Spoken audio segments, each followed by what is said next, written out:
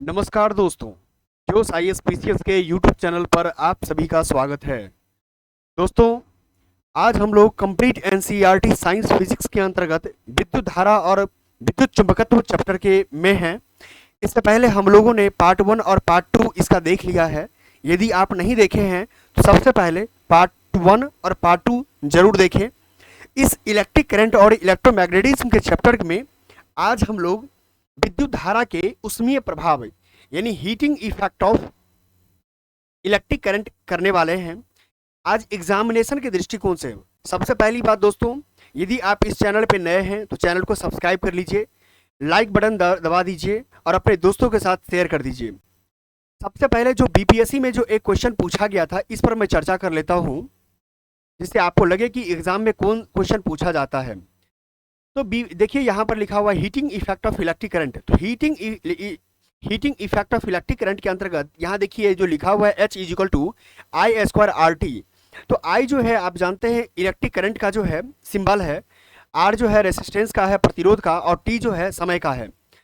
तो ये formula based एक क्वेश्चन पूछा गया था बीपीएससी में।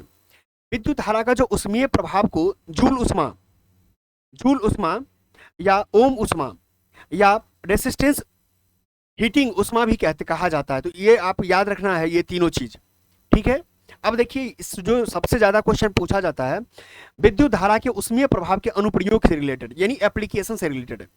अब देखिए यहाँ लिखा हुआ विद्युत फ्यूज। तो विद्युत फ्यूज से रिलेटेड जो कुछ विशेष जानकारी आपको ले लेना चाहिए वो मैं आपको बता देता हूँ। सबसे पहली बात जानकारी जो क्वेश्चन में आता है कि ये विद्युत फ्यूज का उच्च प्रतिरोध होता है और निम्न गलनांक होता है। ये सबसे पहला क्वेश्चन आपके लिए है। दूसरा जो आता है कि जिसे परिपथ में श्रेणी क्रम में बंधा होता है, तो आपसे पूछा जाएगा कि ये किस क्रम में बंधा होता है, तो आप कहेंगे कि श्रेणी क्रम से संबंध होता है, यानी क्या सीरीज कॉम्बिनेशन से में ये विद्युत फ्यूज जो होता है ऐड होता है। दूसरी बात आपको और मैं बता दूं कि ये कब विद्युत फ्यूज खराब कब होता है, गल कब जाता है, जब आपके सर्किट में अचानक जो है क्या होता है धारा यानी इलेक्ट्रिक प्रवाह का, इलेक्ट्रिक करंट का जो प्रवाह होता है बहुत ज्यादा बढ़ जाता है, यानी शॉर्ट सर्किट इसको बोलते हैं। जब बढ़ जाता है तो क्या होता है, तार गल जाता है, विद्युत का तार जो होता है गल जाता है, फ्यूज का तार, और परिपथ में क्या होता है, धारा रुक जाता है। आपने ये भी देख लिया। नेक्स्ट जो आपके लिए जानना जरूरी है कि विद्युत फ्यूज किसका बना होता है। तो यहाँ देखिए सीसा और टीन के मिश्र धातु से बना होता है, सीसा और टीन के मिश्र धातु से बना होता है। अब नेक्स्ट हम देखते हैं विद्युत बल्ब के बारे में। क्या है विद्युत बल्ब? सबसे पहली बात, ये बल्ब में टंगस्टन धातु का पतला कुंडली नुमान तंतु डाला होता है। किसका होता है? टंगस्टन, जो फिलामेंट का बना होता है। अब देखिए इसके बारे में जो जानकारी और चाहिए आपको, ये जानकारी है कि ये जब धारा प्रवाहित करते हैं उसमें, यानी क्या विद्युत करंट प्रवाह करते हैं उसमें, तो वह क्या हो जाता है, गर्म हो जाता है, और गर्म होने के बाद क्या होता है, प्रकाश को उत्सर्जित करने लगता है। आपने ये भी देख लिया। आप खासकर तौर पे जब आप देखेंगे कि जो 100 वाट का जो बल्ब होता है, 100 वाट का बल्ब में इस तरीके से रहता है, ये गर्म हो जाता है, ये प्लस हो गया, ये माइनस हो गया। जब आप करंट सप्लाई करेंगे तो ये गर्म हो जाएगा, और गर्म के साथ क्या होगा, ये प्रकाश देगा। ठीक है। और ये टंगस्टन के बारे में क्या है कि ये गलनांक ज्यादा होता है। क्या होता है, गलनांक इसका ज्यादा होता है। आपने ये भी देख लिया। अब देखिए अब क्या होता है इसमें कि ये उच्च तापमान पर भी पिघलता नहीं है, गलनांक कुछ होने पर नहीं पिघलेगा नहीं। साथ ही बल्ब में टंगस्टन को ऑक्सीजन गैस के संपर्क से दूर रखा जाता है। क्या रखा जाता है? ऑक्सीजन गैस के संपर्क से दूर रखा जाता है, नहीं तो उच्च तापमान पर गर्म टंगस्टन फिलामेंट जल जाएगा। क्या होगा, फिलामेंट वो जल जाएगा, इसीलिए उसमें ऑक्सीजन गैस से दूर रखा जाता है। अब देखते होंगे कि उसमें आपने इसे पहले पढ़ रखा होगा बाय द वे, कि ऑक्सीजन मुक्त रखने के लिए या तो निर्वात कर देता है बल्ब को, या तो उसमें अक्रिय गैस यानी इनर्ट गैसेज को भर दिया जाता है। ठीक है। और इनर्ट गैसेज में कौन सा गैस भरा जाता है इसके बारे में भी हम लोग आगे बात कर लेते हैं। तो आपने देख लिया कि इनर्ट गैस भरने से बल्ब में क्या होता है, बल्ब में निम्न दाब यानी लो प्रेशर की स्थिति बनती है। क्या बनती है? लो प्रेशर की स्थिति बनती है। ठीक है। अब देखिए बता रहे हैं हम आपको, लो प्रेशर की स्थिति बनती है, और इससे क्या होता है, टंगस्टन का उच्च ताप पर वाष्पीकरण धीरे धीरे धीरे हो जाता है। उसका जो वाष्पीकरण होना चाहिए वो धीरे हो जाता है, और बल्ब ज्यादा दिनों तक चलता है। बल्ब क्या होता है, ज्यादा दिनों तक चलता है।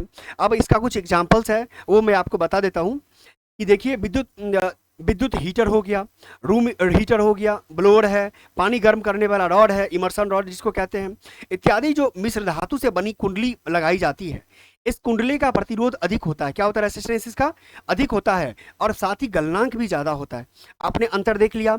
विद्युत फ्यूज में क्या था कि उच्च प्रतिरोध और निम्न गलनांक था। यहां पर क्या लिखा हुआ है? यहां पर लिखा हुआ है उच्च प्रतिरोध और उच्च गलनांक।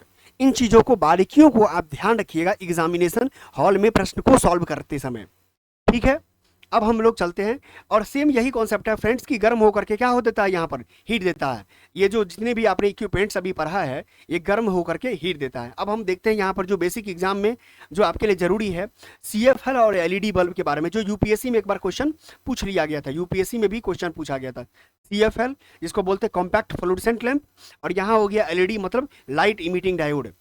जो यहाँ आपके लिए जरूरी है, सबसे पहली बात, CFL और ट्यूबलाइट में कम दाब पर पारे का यानी मरकरी का पर वाष्प भरा जाता है। पहला क्वेश्चन क्या देखा आपने? वाष्प भरा जाता है इसमें CFL में। ठीक है, और इससे क्या होता है कि जो विद्युत धारा के प्रवाह से यानी इलेक्ट्रिक करंट के प्रवाह से अल्ट्रावायलेट प्रकाश का क्या हो जाता है? उत्सर्जन होने लगता है। इससे प्रकाश आपको प्राप्त हो जाता है। और इसके लिए आप देखिए यहाँ पर, आप जब देखेंगे CFL बल्ब को, आप अगर बचपन में खोले होंगे तो खोलने के बाद एक लेप चढ़ा होता है। ठीक है, और आपसे पूछा जाता है कि वह लेप किस चीज का लेप होता है? तो यहाँ देखिए लेप जो लिखा हुआ है फास्फोरस कोटिंग होता है। क्या होता है? फास्फोरस कोटिंग होता है। कभी आपसे एग्जाम में पूछा जाए तो आप जरूर उसे ठीक आउट कीजिए कि जो CFL बल्ब में जो लेप चढ़ाया होता है व्हाइट कलर का, खासतौर पे लेप रहता है, वो फास्फोरस का लेप चढ़ा रहता है। ठीक है, साथ ही इस पारे के साथ साथ कम दाब प्राप्त करने के लिए कौन सा अक्रिय गैस डाला जाता है वो मैं आपको बता देता हूँ। ऑर्गन, जेनन और नियन भी डाला जाता है। ठीक है, आपने ये देख लिया। अब हम चलते हैं। यहाँ देखिए एक जो सामान्य तौर पे लिखा हुआ है कि विद्युत बल्ब में जो टंगस्टन का फिलामेंट गर्म होने पर यानी तप्त होने पर जो प्रकाश उत्सर्जित करते हैं, इसीलिए उसको बोलते हैं, क्या बोलते हैं? उद्दीप्त बोलते हैं। क्या बोलते हैं? उद्दीप्त बोलते हैं। अब वहीं ये किसके बारे में है? विद्युत बल्ब के बारे में है। और यहाँ देखिए CFL के बारे में लिखा हुआ है कि CFL को क्या बोलते हैं? प्रतिदीप्त बोलते हैं यानी फ्लोरोसेंस बोलते हैं, द्वारा प्रकाश। क्योंकि उसमें क्या होता है, जो लेप चढ़ा होता है उस लेप के कारण क्या होता है? डिफ्लेक्शन के कारण प्रकाश उत्पन्न होता है। आपने ये देख लिया। चलिए, यही कारण है कि CFL विद्युत बल्ब से क्या होता है? ज्यादा दक्ष होता है, यानी ऊर्जा के मामले में क्या होता है? ज्यादा दक्ष होता है। अब देखिए इससे भी ज्यादा दक्ष आपको LED मिलेगा। क्यों? यहाँ देखिए, यहाँ पर क्या है? एक लैंप की भांति फ्लोरोसेंट है जो एक लेप के आकार में होता है, यानी फास्फोरस का कोटिंग चढ़ने से। यहाँ देखिए डायोड लगा हुआ है, यानी लाइट इमिटिंग डायोड। एक प्रकार का, विशेष प्रकार का क्या है? एक डायोड है जो इलेक्ट्रिक करंट को सप्लाई करने पर प्रकाश उत्सर्जन करता है। यानी डायरेक्ट करंट आपने सप्लाई किया, यहाँ पर क्या है? करंट आपने सप्लाई किया और सीधे प्रकाश ऊर्जा में क्या हो जाता है? परिवर्तन हो जाता है। सबसे पहली बात मैं आपको बता दूं, ये किसका बना होता है? अर्धचालक का बना होता है। आपने पढ़ा होगा सिलिकॉन, जर्मेनियम सब, ये अर्धचालक का बना होता है। दूसरी बात, ये जो होता है इसका मुख्य प्रकाश जो उत्सर्जक के रूप में घटक होता है, ये होता है गैलियम आर्सेनाइड। क्या होता है? गैलियम आर्सेनाइड होता है। आपने ये भी देख लिया गैलियम आर्सेनाइड। इससे पहले आपने क्या देखा था? यहाँ पर पारे का वाष्प डाला गया था, फास्फोरस का कोटिंग डाला गया था, तब जाकर के ये प्रकाश उत्सर्जित करता था। अब चलते हैं हम आगे। और इसी कारण से यह CFL से भी ज्यादा क्या होता है? ऊर्जा में दक्ष होता है। ठीक है, और CFL में जो CFL के बदले में गवर्नमेंट के द्वारा जो LED बल्ब को प्रमोट किया गया, आपको याद होगा कि उजाला स्कीम के तहत, उजाला योजना के तहत जो है LED बल्ब को गवर्नमेंट प्रमोट करती थी कि LED बल्ब को लोग परचेज करें। इसके पीछे का भी रीजन यही था कि CFL में प्रयुक्त जो पारा जो होता था मरकरी, पर्यावरणीय रूप से हानिकारक भी था। ठीक है, दूसरी बात कम दक्ष होता था LED की तुलना में, इसलिए। और यहाँ पर क्या, यही कारण से LED को क्या किया गया? प्रोत्साहन दिया गया। अब देखिए यहाँ पर जो मैं कुछ जो बॉक्स में डाला गया है VVI, इसको VVI याद रखिएगा, और आप जब नोट बना रहे होंगे तो आपके लिए ये VVI के रूप में काम आ जाएगा। ठीक है, उपकरण में देखिए क्या क्या है? हीटर, ब्लोअर, इमर्सन रॉड इत्यादि है। सबसे पहली बात आपसे क्वेश्चन पूछा जाएगा इसमें कौन सा धातु रहता है? ये नाइक्रोम रहता है। इसकी प्रॉपर्टीज क्या होती है? तो धातु के गुण होते हैं उच्च प्रतिरोध यानी हाई रेसिस्टेंस और हाई गलनांक, हाई मेल्टिंग। ठीक है, तो आप याद रखना है इसको। यहाँ विद्युत बल्ब में देखिए टंगस्टन लगा होता है। हैलोजन में क्या लगा होता है? हैलोजन लाइट में टंगस्टन और सोडियम। ये याद रखिएगा, ये क्वेश्चन कई जगह पूछा गया है।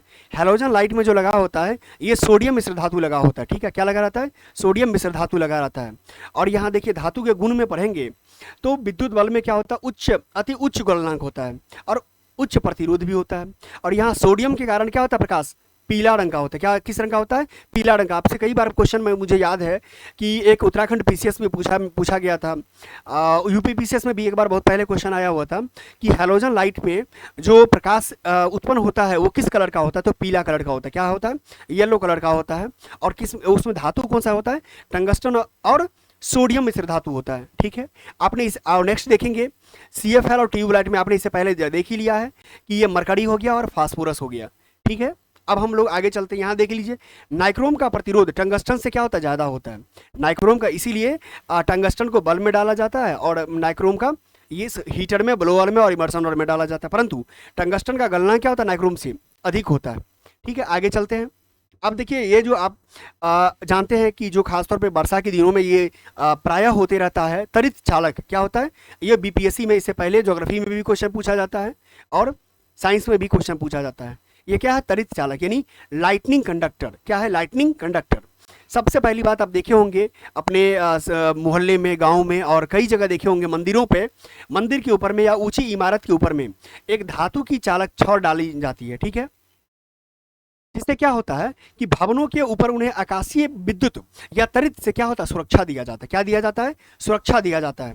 ठीक है, अब होता क्या है इसमें कि प्लस और माइनस के कारण क्या होता है, जब नीचे की ओर त्वरित चालक आती है, ठीक है, तो क्या होता है, डायरेक्ट उस रॉड के माध्यम से पृथ्वी, क्योंकि आप जानते हैं न्यूट्रल के रूप में काम करता है, वो क्या करता है? अपनी ओर खींच लेता है। ठीक, क्या करता है? अपनी ओर खींच लेता है, और इससे क्या होता है, आपका भवन या जो आपका बिल्डिंग होता है या आपका जो भी इमारत होता है वो नुकसान नहीं पहुंचता है। ठीक है, ये आवेश को सीधे पृथ्वी तक भेजकर भवनों को नुकसान पहुंचाने से बचाते हैं। आगे चलते हैं। आगे देखिए क्या है मेरा नेक्स्ट टॉपिक। नेक्स्ट टॉपिक है chemical effect of electric current. क्या है? Chemical effect of electric current यानी विद्युत धारा के रासायनिक प्रभाव। क्या है? विद्युत धारा के रासायनिक प्रभाव। अब सबसे पहले यहां देखिए कि जो हम लोगों के लिए जरूरत है वो चीज सबसे पहले पढ़ लेते हैं। आपने देखा होगा कि यहाँ एक चीज लिखा हुआ है विद्युत अपघटन यानी इलेक्ट्रोलाइसिस। यहाँ से क्वेश्चन कई बार पूछा गया है, इलेक्ट्रोलाइसिस से क्वेश्चन हाल के ही एग्जाम में बीपीएससी के द्वारा 65th एग्जाम में पूछा गया है। ठीक है, आप जब पीवाईक्यू करेंगे तो आपको मिल जाएगा कि इलेक्ट्रोलाइसिस से क्वेश्चन कई बार पूछा गया है। बीपीएससी के जो अन्य डिफरेंट एग्जाम्स होते हैं उसमें भी पूछा गया है। तो यहाँ क्या लिखा हुआ है कि किसी चालक विलयन यानी कोई कंडक्टर सॉल्यूशन से विद्युत धारा प्रवाहित होने पर रासायनिक अभिक्रिया होती है, जिसके फलस्वरूप इलेक्ट्रोड पर क्या होता है? गैसों के बुलबुले बन सकते हैं। अब यही चीज जो प्रक्रिया होती है यानी विद्युत जो धारा है किसी विलयन के कारण, किसी सॉल्यूशन से जो इलेक्ट्रिक करंट प्रवाहित होने पर रासायनिक अभिक्रिया होती है, और यही कारण है कि chemical effect of electric current के बारे में बातचीत की जाती है। ठीक है, अब जब देखेंगे तो यहाँ क्या लिखा हुआ है कि रासायनिक अभिक्रिया में उपयोग किए जाने वाले विलयन और इलेक्ट्रोड पर यह क्या होता है? निर्भर होता है। आगे देखते हैं, हम आपको एक एक चीज बताते हैं जो आपके एग्जाम के लिए महत्वपूर्ण है। सबसे पहली बात तो जो क्वेश्चन आता है कि इलेक्ट्रोलाइसिस, इलेक्ट्रोलाइसिस है क्या? किसी अम्लीय और क्षारीय घोल से विद्युत धारा प्रवाहित करने पर घोल के अणुओं और आयनों के रूप में विखंडन हो जाता है। क्या हो जाता है? आयन के रूप में विखंडन हो जाता है, यानी प्लस और माइनस के रूप में क्या हो जाता है? विखंडन हो जाता है। इससे विद्युत अपघटन बोलते हैं। क्या? इलेक्ट्रोलाइसिस बोलते हैं। क्या बोलते हैं? और सबसे आपने क्या देखा शुरुआत में? अम्लीय और क्षारीय घोल से, आप याद रखिएगा। और इस यही जो ये विद्युत धारा के रासायनिक प्रभाव का क्या है? एग्जाम्पल है। क्या है? एग्जाम्पल है। आपसे पूछा जा सकता है कि कोई 4 एग्जाम्पल दे देगा, उसमें कहेगा विद्युत धारा के रासायनिक प्रभाव का उदाहरण बताइए। अगर उसमें इलेक्ट्रोलाइसिस लिखा हुआ है तो आप इलेक्ट्रोलाइसिस टिक कीजिए, आपका आंसर एकदम से सही होगा। नेक्स्ट देखिए क्या लिखा हुआ है, फैराडे के विद्युत अपघटन के नियम, यानी फैराडे का जो फैराडेज लॉ ऑफ इलेक्ट्रोलाइसिस। अब इलेक्ट्रोलाइसिस से संबंधित नियम देखते हैं। पहला नियम, ये पहला नियम, दूसरा नियम ज़्यादा महत्वपूर्ण नहीं है, बस सामान्य तौर पे आपको जानकारी ले लेना है कि ये जो विद्युत अपघट्य में प्रवाहित होने वाले संपूर्ण विद्युत आवेश के अनुक्रमानुपाती होता है, यानी M directly proportional to Q। क्या होता है? M directly proportional to Q। ये जो M क्या है? M मुक्त तत्व की मात्रा है। क्या है? मुक्त तत्व की मात्रा है, और Q जानते हैं आवेश है। ठीक है, बस यही चीज को जानकारी आपको ले लेना चाहिए। नेक्स्ट दूसरा में क्या लिखा हुआ है कि दूसरा में देखेंगे तो यहाँ लिखा हुआ है कि जो जानकारी यहाँ पर देखिए, मैं बता दूं कि यहाँ पर जो है Z1/Z2 होता है। क्या होता है? Z1/Z2 होता है, इसीलिए यहाँ मिस हो गया था। लिखा हुआ है कि विभिन्न विद्युत अपघट्य, M के बारे में तो आपने देख ही लिया कि मुक्त तत्वों के द्रव्यमान था M1 M2, और रासायनिक तुल्यांक क्या है? Z1 और Z2 है। एक दूसरे का क्या होता है? ये M1 M2 by Z1 Z2 होता है। नेक्स्ट है फैराडे नियतांक, जो बीपीएससी हाल ही में एक 66 एग्जाम में या 67 एग्जाम में पूछी गई थी एग्जाम में। ठीक है, आप देखेंगे कि बीपीएससी में आपको ये क्वेश्चन मिल जाएगा, फैराडे नियतांक से क्वेश्चन, फैराडे कांस्टेंट से क्वेश्चन। फैराडे नियतांक जो है विद्युत आवेश का, यानी विद्युत आवेश की वह मात्रा है जो किसी पदार्थ के एक तुल्यांक भार को विद्युत अपघटन द्वारा मुक्त करती है। क्या करती है? विद्युत अपघटन द्वारा मुक्त करती है। अब देखिए यहाँ फैराडे नियतांक का कुछ मान दिया हुआ है, आपके लिए जाना ज़्यादा जरूरी है कि 96,487 कूलाम पर मोल होता है। क्या होता है? 96,486 कूलाम पर मोल होता है। ठीक है, आपने ये देख लिया। अब हम आगे चलते हैं। इससे अब अभी तक में हम लोगों ने क्या देखा? हम लोगों ने देखा विद्युत अपघटन यानी इलेक्ट्रोलाइसिस। अब हम लोग देखते हैं इलेक्ट्रोप्लेटिंग। क्या देखेंगे? इलेक्ट्रोप्लेटिंग, जिसको हिंदी में बोलते हैं विद्युत लेपन। क्या बोलते हैं? विद्युत लेपन। अब देखिए यहाँ क्या लिखा हुआ है, विद्युत धारा के रासायनिक प्रभाव के कारण होने वाली परिघटना विद्युत अपघटन के अनुप्रयोग विद्युत लेपन में किया जाता है। क्या किया जाता है? विद्युत लेपन में किया जाता है। अब हम आपको बता रहे हैं विद्युत लेपन से संबंधित और सारी जानकारी है जो आपके एग्जाम में पूछा जाता है। यहां पर दो चीज याद रखना है, जिस पर धातु का लेपन करना होता है और जो धातु लेपन करता है। जैसे एग्जाम्पल देखिए क्या लिखा हुआ है, जिस धातु पर, यानी कोई मान लिया जाए एक प्रकार का आपके पास क्या हो गया, मेटल हो गया, जिस धातु पर लेपन करना होता है उसे कैथोड बोलते हैं। क्या बोलते हैं? उसे कैथोड बोलते हैं। इलेक्ट्रोप्लेटिंग में ये नियम है, ये क्या कैथोड बोलते हैं। और जिस धातु की परत चढ़ानी होती है, मान लिया जाए ये एक आपका कंडक्टर हो गया, ठीक है, ये कंडक्टर हो गया, ये इसको आप माइनस मान लीजिए।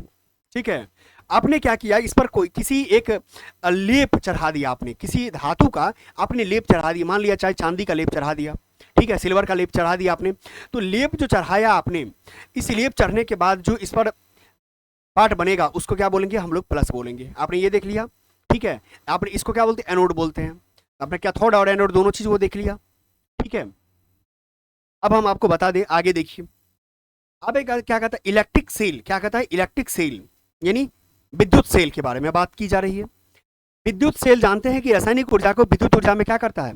परिवर्तित कर देता है। क्या करता है?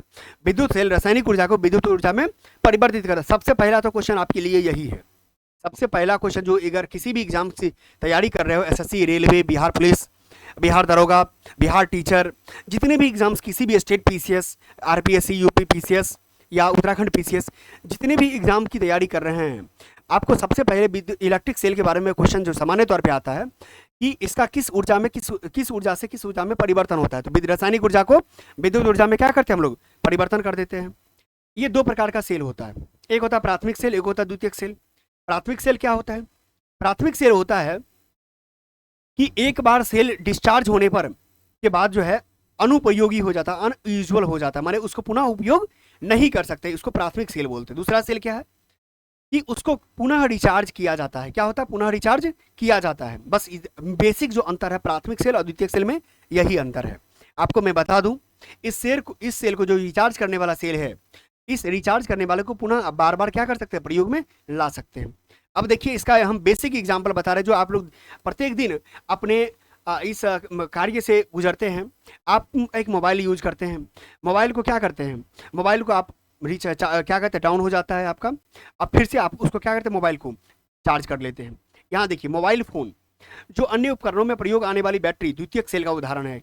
आपसे क्वेश्चन पूछा जा सकता है कि मोबाइल फोन की जो बैटरी है किस सेल का एग्जाम्पल है, तो आप बोलेंगे कि द्वितीय सेल का एग्जाम्पल है।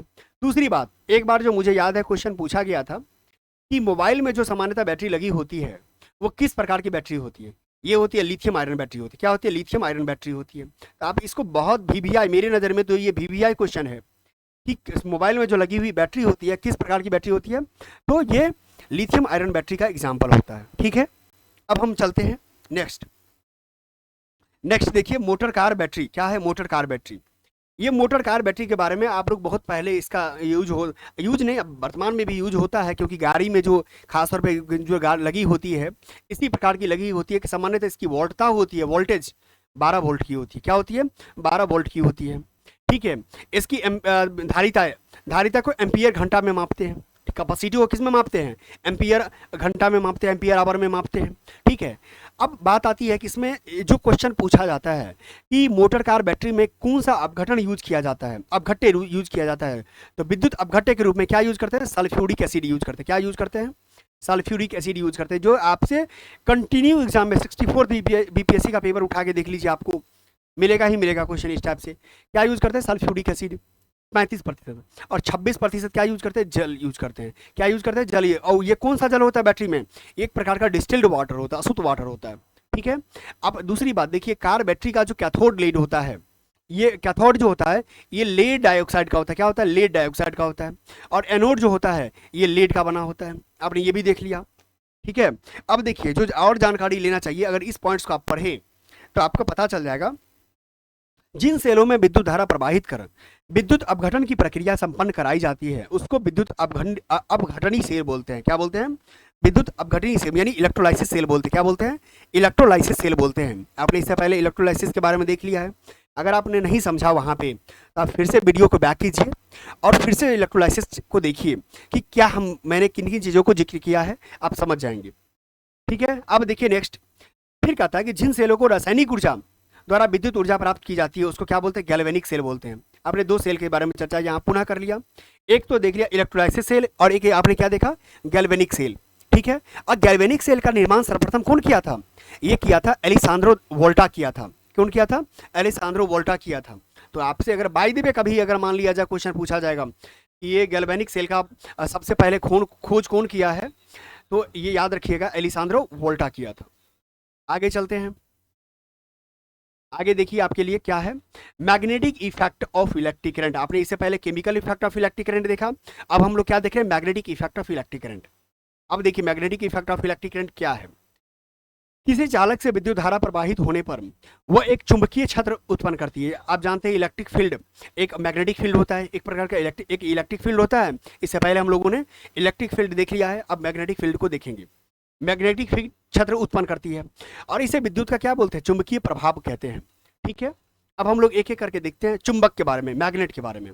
जो आपसे जनरली क्वेश्चन पूछा जाता है कि प्रकृति में पाए जाने वाले ऐसे पदार्थ जो चुंबकीय गुण रखते हैं, मतलब अपनी ओर किसी धातु को खींच सकता है, यानी कंडक्टर को अपनी ओर खींच सकता है, उसको चुंबक कहते हैं। क्या बोलते हैं, उसको चुंबक बोलते हैं। यानी चुंबकीय गुण से तात्पर्य लौह तत्वों को आकर्षित करने एवं अन्य विशिष्ट गुणों से है। ठीक है, यानी कोई भी लोहा को अपनी ओर खींचने की जो ताकत रखता है वो चुंबकीय गुण प्रदर्शित करता है। अब हम आपको बता रहे हैं, जो एक बार खासतौर पर बीपीएससी में ही क्वेश्चन पूछा गया था कि बीपीएससी और कई सारे एग्जाम में पूछा जाता है कि चुंबक को स्वतंत्र रूप से अगर मान लीजिए किसी धागा में बांधकर लटकाने से क्या स्थिति दिखाता है वो, तो ये स्थिति दिखाता है उत्तर और दक्षिण दिशा में क्या होता है, स्वतंत्र रूप से खड़ा हो जाएगा, यानी लटकते हुए महसूस होगा। तो आपने ये देख लिया कि किसी मैग्नेट को इंडिपेंडेंट रूप से फ्रीली फॉल करेंगे तो उत्तर और दक्षिण यानी नॉर्थ और साउथ दिशा डायरेक्शन को क्या करेगा, रुक जाएगा वो। और उत्तर दिशा में संकेत करने वाले सिरे को उत्तरी ध्रुव बोलते हैं, ये तो जानते हैं, बहुत सिंपल है। और उसको दक्षिण ध्रुव बोलेंगे, दक्षिण वाले को। इसी परिघटना को क्या बोलते हैं, भू चुंबकत्व बोलते हैं। क्या बोलते हैं, भू चुंबकत्व बोलते हैं। ठीक है, जियोमैग्नेटिज्म बोलते हैं। क्या बोलते हैं, जियोमैग्नेटिज्म बोलते हैं। अब हम आगे आपको दिखाते हैं ये मैग्नेटिक फील्ड और मैग्नेटिक फील्ड लाइंस क्या होता है। यहाँ देखिए मैग्नेटिक फील्ड और मैग्नेटिक फील्ड लाइंस क्या होता है। यहाँ देखिए ये क्या लिखा हुआ है, ये जो इस प्रकार देख रहे हैं आप, ये मैग्नेटिक फील्ड लाइंस हो गया। और आपने पोल देख लिया, नॉर्थ पोल, साउथ पोल। और ये जो जितना एरिया कवर किया गया, ये एरिया जो कवर किया गया है इसको मैग्नेटिक फील्ड बोलते हैं। क्या बोलते हैं, मैग्नेटिक फील्ड बोलते हैं। ठीक है, ये भी आपने समझ लिया। अब आगे चलते हैं, आगे बताते हैं हम आपको।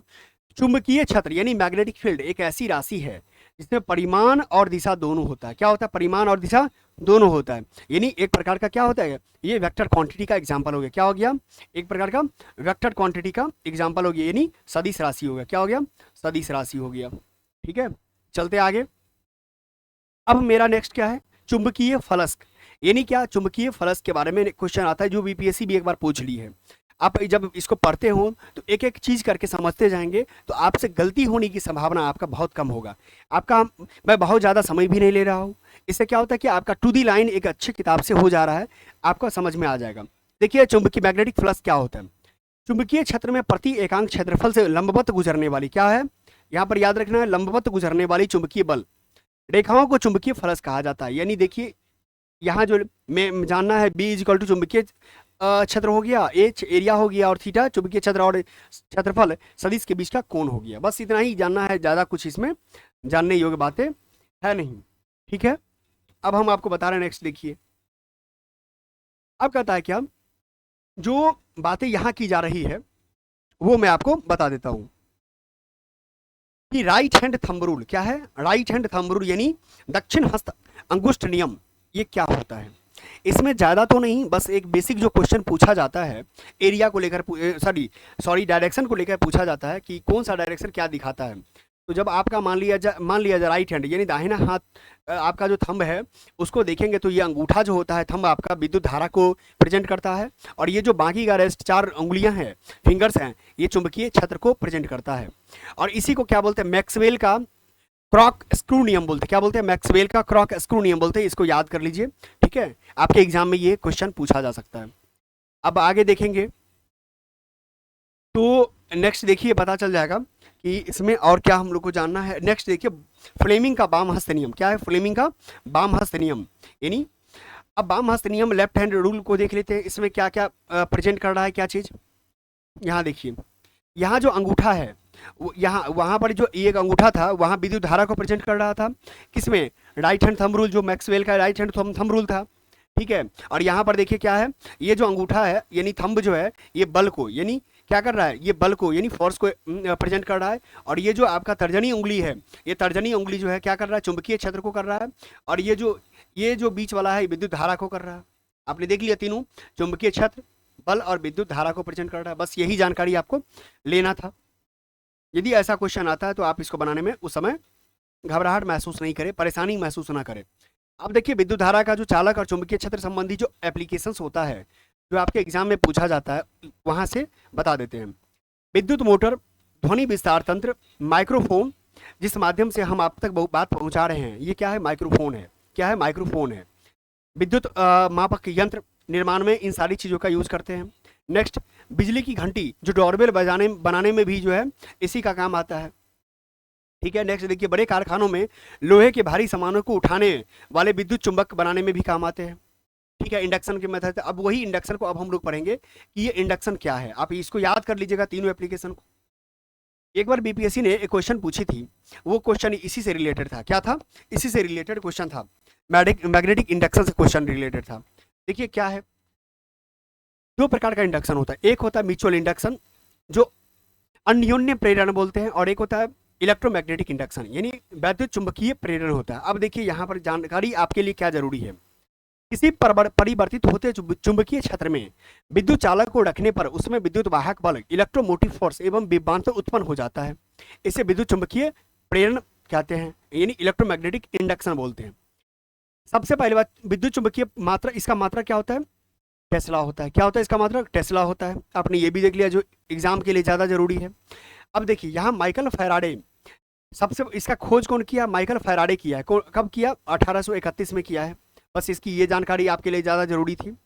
अब यहाँ एप्लीकेशन जो VVI या जानकारी आपको चाहिए, ये है कि विद्युत चुंबकीय प्रेरण के तहत यानी इलेक्ट्रोमैग्नेटिक इंडक्शन के तहत क्या काम होता है, डायनेमो, ट्रांसफार्मर, विद्युत जनित्र यानी विद्युत जनरेटर, तीनों जो होता है किस पर काम करता है, इलेक्ट्रोमैग्नेटिक इंडक्शन पे काम। क्या क्या आपने देखा, डायनेमो, ट्रांसफार्मर और विद्युत जनित्र यानी विद्युत जनरेटर। अब आता है म्यूचुअल इंडक्शन। म्यूचुअल इंडक्शन देखिए, म्यूचुअल इंडक्शन क्या कहता है, एक विद्युत धारा वाही कुंडली में धारा परिवर्तित करके दूसरी कुंडली में प्रेरित विद्युत वाहक बल उत्पन्न करने की घटना को क्या बोलते हैं, अन्योन्य प्रेरण बोलते हैं, यानी म्यूचुअल इंडक्शन बोलते हैं।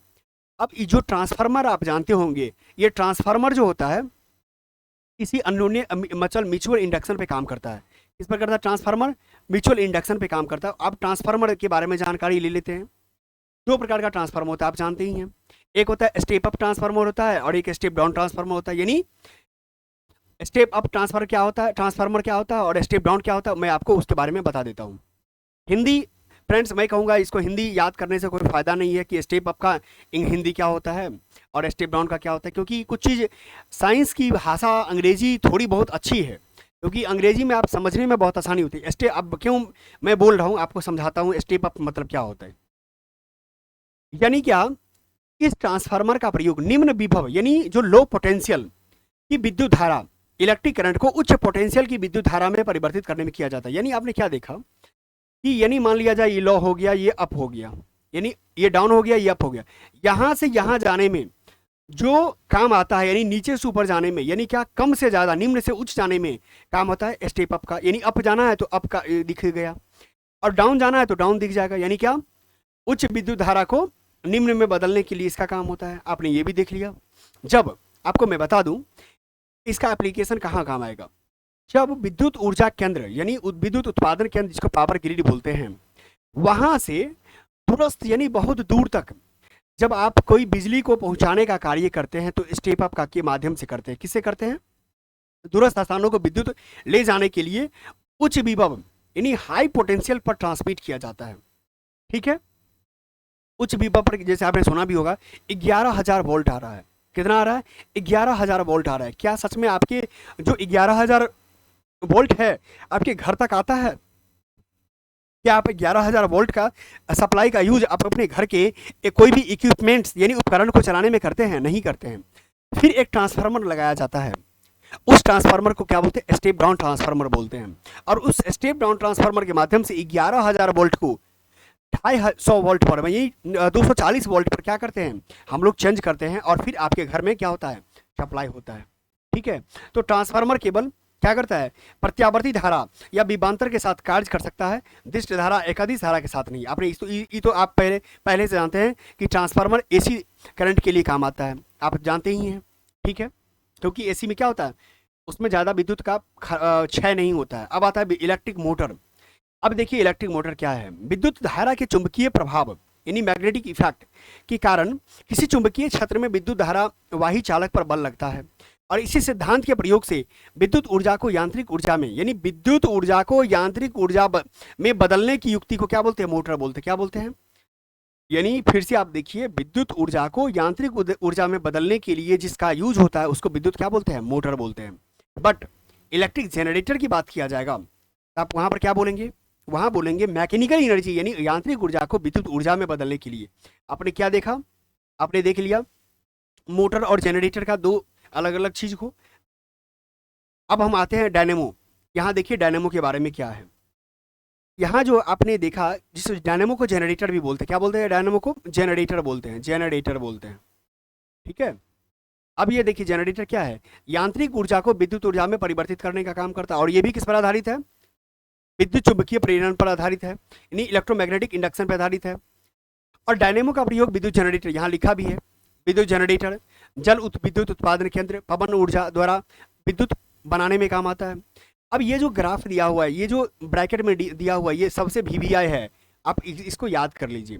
ठीक है, याद कर लेना है कि यांत्रिक ऊर्जा से विद्युत ऊर्जा में डायनेमो, विद्युत ऊर्जा से यांत्रिक, यानी जो भी लिखा हुआ है यहाँ पर आप इसको क्या कीजिए, आराम से पढ़ लीजिए, जिससे आपके लिए एग्जाम में काम आएगा, और इसी टाइप से क्वेश्चन पूछा जाता है। अब आता है डोमेस्टिक सप्लाई करंट। क्या आता है? Domestic supply current. देखिए जो मैं अभी बात कर रहा था, भारत में घरेलू उपयोग के लिए 220 वोल्ट का जो पोटेंशियल डिफरेंस होता है, का जो एसी करंट होता है, प्रत्यावर्ती धारा होता है, जिसकी आवृत्ति 50 हर्ट्ज होती है। कितनी होती है? 50 हर्ट्ज होती है, उसका प्रयोग किया जाता है। आपने ये भी जस्ट देख लिया। अब नेक्स्ट आता है कि विद्युत जो घरेलू विद्युत आपूर्ति में एक तार विद्युन्मय, जिसे मेंस भी कहते हैं, यानी मेन जो नहीं कहते आप, मेन लाइन ये है। ठीक है, और दूसरा क्या होता है? उदासीन होता है। दो प्रकार का जो तार सप्लाई होता है, एक होता है मेन होता है, एक उदासीन होता है, न्यूट्रल होता है। और दोनों के बीच का जो विभवांतर होता है, पोटेंशियल डिफरेंस कितना होता है? 220 वोल्ट होता है। ठीक है, अब देखिए मैं बता रहा हूँ, ये आपने देख लिया। और ये तो खैर इस टाइप से इतना भी डेप्थ क्वेश्चन नहीं पूछा जाता है कभी, इसीलिए इसको मत पढ़िए। ठीक है, ये 5 एम्पियर का जो लगा होता है वो 15 एम्पियर था। 5 एम्पियर करंट जो है, ये करंट रेटिंग है, पंखा बल्ब सब में काम आता है। बस इतना। हाँ, एक जानकारी, थोड़ा बहुत जानकारी लेना हो तो ये ले लीजिए कि ये 3 प्रकार का जो प्लग होता है, उसमें क्या होता है, ऊपर वाला जो होता है बड़ा वाला साइज का, ये अर्थ का होता है, यानी हरा तार जो होगा, हरा वायर जो है ग्रीन कलर का, ये अर्थ का होता है। ये न्यूट्रल होता है काला वाला, और लाल कलर का जो होता है मेन, ये लाइन, ये जो पॉजिटिव होता है ये होता है। ठीक है, अब बात आती है कि यहाँ पर जो देख रहे हैं 2 तार के अलावा एक भू संपर्क तार होता है, जिसको अर्थ वायर बोलते हैं। ये 3 पिन प्लग के बारे में बात की जा रही है। ठीक है, यहाँ बस हो गया ये चैप्टर फ्रेंड्स, आज कंप्लीट हो गया मेरा। अगला चैप्टर जो है मेरे लिए जो ज़्यादा महत्वपूर्ण है वो चैप्टर है मॉडर्न फिजिक्स। क्या है? आधुनिक भौतिकी, जहाँ से कई प्रकार के क्वेश्चन पूछे जाते हैं। इसका चैप्टर हम लोग आगे नेक्स्ट चैप्टर में करेंगे। ठीक है, आप मेरा पढ़ाने का टीचिंग स्टाइल कैसा लग रहा है आप ज़रूर कमेंट करें। अगर कोई समस्या है फिर भी कमेंट करें, जिससे मैं आपके लिए उन समस्या का समाधान ढूंढ सकूं। ठीक है, आप अपने इस चैनल का सब्सक्राइब नहीं किए हैं, सब्सक्राइब कर लीजिए, अपने दोस्तों के साथ शेयर कर दीजिए, और मेरे टेलीग्राम चैनल से भी जुड़ सकते हैं।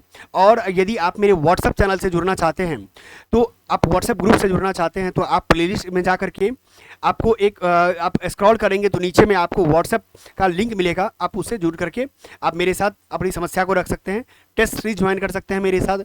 धन्यवाद।